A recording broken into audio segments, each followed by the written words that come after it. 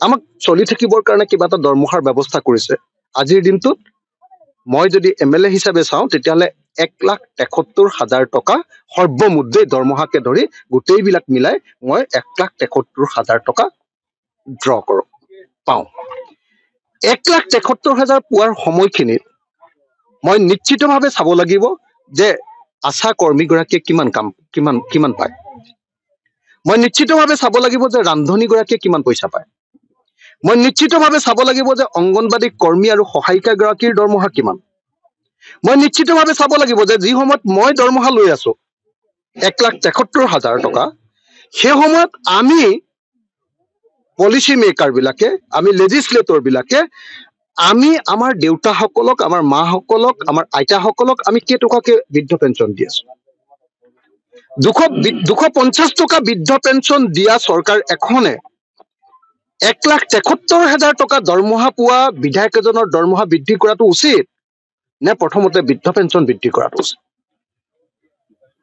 আশা কৰ্মীগৰাকী, দিনে ৰাতিয়ে খাটি থকা আশা কৰ্মীগৰাকী, অংগনবাদী কৰ্মীগৰাকী বা ৰান্ধনীগৰাকীৰ দৰমহা বৃদ্ধি কৰা উচিত নে আমাৰ বিধায়কবিলাকৰ দৰমহা বৃদ্ধি কৰা উচিত?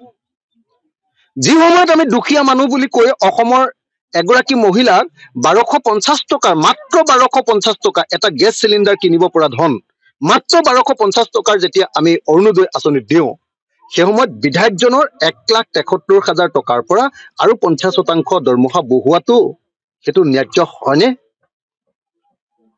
মই ন্যায্যতাৰ প্ৰশ্ন উত্থাপন কৰিছো। মই কৈছো যে এইটো কেতিয়াও উচিত নহয়। আমি বিধায়ক বিলাকে ৰাইজৰ সেৱা কৰিবলৈ আহিছো আৰু নিজৰ দৰমহা বৃদ্ধি কৰিবৰ কাৰণে, আৰু দৰমহাৰ আশাত আমি বিধায়ক হোৱা নাই। গতিকে ডেফিনেটলি আমি ৰাইজৰ দলে আৰু বিধায়ক হিচাপে অখিল গগৈয়ে বিধায়কসকলৰ দৰমহা বৃদ্ধিৰ আমি তীব্ৰ বিৰোধিতা কৰিছো। যি সময়ত বস্তুৰ মূল্য সাংঘাতিক ধৰণে বৃদ্ধি পাইছে, মূল্য বৃদ্ধিৰ কাৰণে চৰকাৰখনে একো কৰিব পৰা নাই, কিন্তু দৰমহা, বিধায়কৰ দৰমহা বৃদ্ধি কৰিবৰ কাৰণে কিন্তু আমাৰ বানপানীৰ সময়তো আমাৰ ৰক্ষা নাই। এইটোতো কেতিয়াও প্ৰকৃত অৰ্থত সমাজ সেৱকৰ, মানুহৰ কাৰণে কাম কৰা মানুহৰ দৃষ্টিভংগী কেতিয়াও হ'ব নোৱাৰে।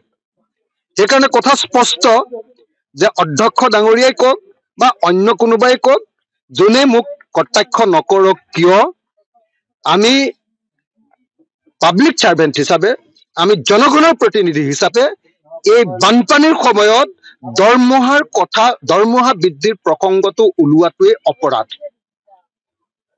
এই সময়ত দৰমহা বৃদ্ধিৰ কথা আলোচনা কৰাটো আৰু তাৰ কাৰণে কমিটি কৰি দিয়াটোৱে পাপ। বানপানীৰ আগতেও কমিটি কৰিব পাৰিলেহেঁতেন, পিছতো কমিটি কৰিব পাৰিলেহেঁতেন, কিন্তু এই সময়খিনিত কিয় এই বিষয়টো চৰ্চাৰ কাৰণে উলিয়াই দিয়া হৈছে? উদ্দেশ্যটো কি? কথাখিনি শুনিলে অখিল গগৈয়ে যিখিনি বক্তব্য দাঙি ধৰিলে যে আশা কৰ্মীৰ বাবে কি, অংগনবাড়ী কৰ্মী সহায়িকাৰ বাবে কি, ৰান্ধনীৰ বাবে কি, NHM-ৰ কৰ্মচাৰীৰ বাবে কি, এই বিষয়খিনি উত্থাপন কৰাৰ পিছত ঠিকাভিত্তিকৰ শিক্ষাগুৰুসকলৰ বিষয়ও উত্থাপন কৰিলে। গতিকে তেওঁলোকৰ দৰমহাৰ বিষয়টো গুৰুত্ব নিদিয়ে। অংগনবাড়ী কৰ্মী সহায়িকাই প্ৰতিবাদ কৰিছে, গুৰুত্ব নিদিয়ে।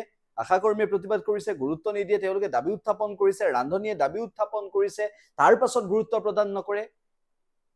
কিন্তু ইমানবোৰৰ পিছত যদি বিধায়কৰ দৰমহা বৃদ্ধিৰ এই বিষয়টো অখিল গগৈয়ে আজি বিৰোধিতা কৰিলে, অখিল গগৈয়ে বিৰোধিতাৰ প্ৰসংগটো উত্থাপন কৰিলে, সেই কথাখিনি শুনিলে। গতিকে ইয়াৰ পিছত এটা কথা কিন্তু স্পষ্ট হৈ পৰিছে যে বৰ্তমান সময়ত ৰাজ্য চৰকাৰখনৰ যিটো ভূমিকা, সেই ভূমিকা সঁচাকৈয়ে এক প্ৰকাৰ ভাল নহয় বুলি আমি ক'ব লাগিব। মই এটা কথা উল্লেখ কৰিব বিচাৰিছো, যিসকলে এই কথাখিনি এতিয়ালৈকে শুনিলে, শেষলৈকে ভিডিঅ'টো চাইছে, সকলোকে মই এটা আহ্বান জনাইছো যে সামাজিক মাধ্যমৰ জৰিয়তে এই ক্ষেত্ৰত সকলো একগোট হৈ কাম কৰাটো, সকলো একগোট হৈ এই ক্ষেত্ৰত আগবঢ়াটো নিশ্চিতভাৱে সকলোৰে কাম্য আৰু সকলোৱে সেইটোৱে বিচাৰিব।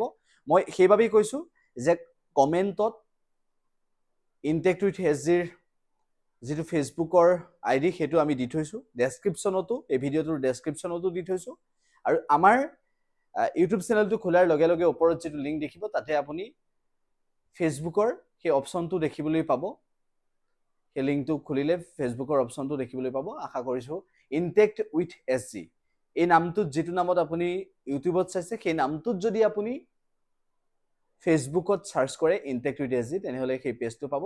আৰু সকলোকে মই কৈছো 50-60 হাজাৰেও যদি এই মুহূৰ্তত অংগনবাড়ী কৰ্মী সহায়িকা আশা কৰ্মীৰ ৰান্ধনিৰ পৰা আৰম্ভ কৰি NHMৰ কৰ্মচাৰীৰ পৰা আৰম্ভ কৰি সকলোৱে যদি 50,000ৰো যদি এই মুহূৰ্তত ছ'চিয়েল মিডিয়াত এটা বিপ্লৱ আৰম্ভ কৰিব পাৰে, ফেচবুকত যদি সেই পেজটোত আৰম্ভ কৰিব পাৰে, নিশ্চিতভাৱে আমি সেই ক্ষেত্ৰৰ জৰিয়তে আগুৱাই যাব পাৰিম। সকলোকে আহ্বান জনাইছোঁ যে ফেচবুকৰ সেই পেজটো ইনটেক্ট উইথ SG চাৰ্চ কৰিব লাগিলে যদি প্ৰয়োজন হয় ফেচবুকত, আৰু চাৰ্চ কৰাৰ পিছত যদি চাৰ্চ কৰোঁতে অসুবিধা হৈছে তেনেহ'লে আমাৰ ডেছক্ৰিপশ্যনত দিয়া আছে, কমেণ্ট বক্স চেক কৰিব, কমেণ্টত চেক কৰিব, পিন কৰি থোৱা আছে। তাৰ পৰৱৰ্তী সময়ত আমি এটা কথা উল্লেখ কৰিছোঁ যে কমেণ্ট বক্সৰ লগতে ডেছক্ৰিপশ্যনত দিয়া আছে আৰু ইউটিউবৰ প্ৰথমতে দি থোৱা আছে, সেই লিংকটো চাৰ্চ কৰিব ফেচবুকত পাব।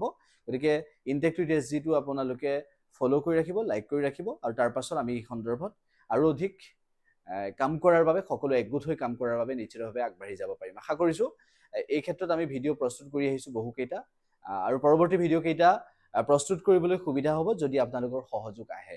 ইতিমধ্যে বহুতৰ সহযোগ আহিছে। আমি এইটো আশা কৰিছোঁ যে 50,000ও যদি এই ভিডিঅ'টো চোৱাৰ পিছত এই ফেচবুকৰ পেজটোত যদি লাইক বা ফ'ল' কৰে আৰু ইউটিউবত যদি আপোনালোকে শ্বেয়াৰ বা ছাবস্ক্ৰাইব কৰি থয় নিশ্চিতভাৱে ভাল হ'ব। ফেচবুকত কিন্তু আপোনালোকে ইনটেক্ট উইথ SG চাৰ্চ কৰিব, নহ'লে আমাৰ সেই ডেছক্ৰিপশ্যন বা যিটো কথা মই কৈছোঁ কমেণ্ট বক্সত আপোনালোকে চাব, আৰু নিশ্চিতভাৱে সেই ফেচবুক পেজটোৰ জৰিয়তেও আমি আগুৱাই যাব লাগিব। গতিকে চৰকাৰে অংগনবাড়ী কৰ্মী সহায়িকা, আশা কৰ্মী, ৰান্ধনি, NHMৰ কৰ্মচাৰীৰ পৰা আৰম্ভ কৰি সকলোকে ন্যায় যে প্ৰদান কৰিব লাগিব, প্ৰাপ্য যে দিব লাগিব, সেয়া কিন্তু স্পষ্ট।